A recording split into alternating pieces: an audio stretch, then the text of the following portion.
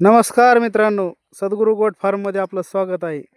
आपण मित्रांनो, ही आपल्याला वापं काढलेला आहेत.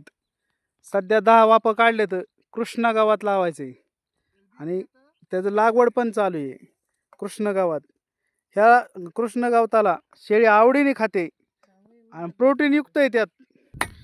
इथं कटिंग चालू आहे हो का. अशी एक एक दोन दोन डोळ्याच्या अंतरावर ही बी बरान आपल्याला हो का. कसं काय जबरदस्त आहे. आणि ही कटिंग करून आपल्याला लावायचं आहे. आपल्याला ही 10 गुंठ लावायचं आहे आणि ही कमी पाण्यावर येणारं पीक आहे.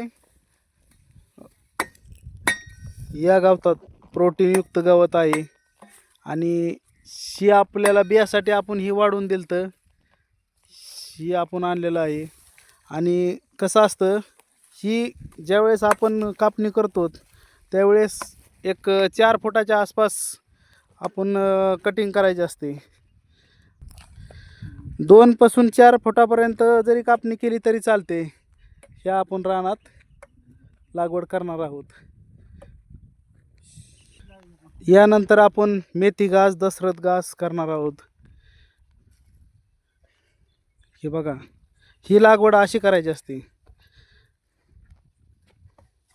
ही कांडी घ्यायची अशी, ही अशी लावायची, कांडीला कांडी लावायची, काहीच अडचण नाही येत. म्हणजे दाटवाट जितकं दाटवाट येईन तितकं जास्त आपल्याला चारा उपलब्ध होतो बघा. आणि बंदिस्त शेळी पालनाला हे उपयुक्त चारा आहे. आपण जरी बंदिस्त नसलं तरी पण टाकला तरी चालतो, काय अडचण नाही. आणि आनंदाने खात्यात, मजेशीर खात्यात. हा व्हिडिओ तुम्हाला कसा वाटला कमेंटमध्ये सांगा. उपयुक्त असला तर मित्रांना शेअर करा, लाईक करा. धन्यवाद.